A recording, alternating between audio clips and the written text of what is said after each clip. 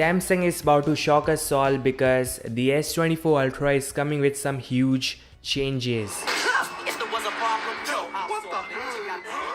So first off, news coming in from Ice Universe. Samsung is likely using 13th Gen OLED panel, which is the M13 display is brighter, the color accuracy is top notch, and of course is power efficient too. So you may not see any changes on the front. Design is gonna have same boxy finish, same size selfie shooter and similar top side and chin, but the only change is gonna be a better display, which is more than enough. Hero of men. I interrupted from the top. The S24 Ultra is likely coming with titanium frame, which is solid, new 50 megapixel 3x telephoto camera, but the worst part is we may see Exynos variant in some markets. So leaks are Exynos is coming inside the S24, S24 Plus and likely the S24 Ultra for Asia and Europe. The US and South Korea are likely getting Qualcomm variant based on 4nm TSMC process.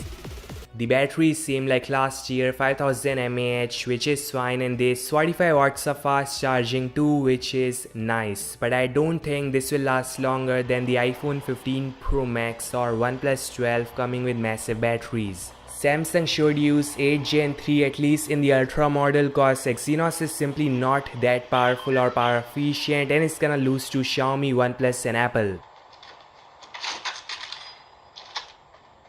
The S24 Plus may pack a 4755 mAh battery, might last decent because of 1080p screen. Again, I'm not sure how Exynos is gonna affect the power efficiency, but I'm certain it won't be better than the 8 Gen 3. Samsung is also using LTPO 1080p display in the standard S24 and S24 Plus, so can go from 1Hz to 120Hz, saving battery, but again 1080p is not something best. Xiaomi and OnePlus at the same price are using 1440p panel in their high-end flagships and 1.5K res in the mid-end flagship, something you all should note. This all guys, thanks so much for watching. Make sure to like, subscribe and I'll meet you guys in the next one.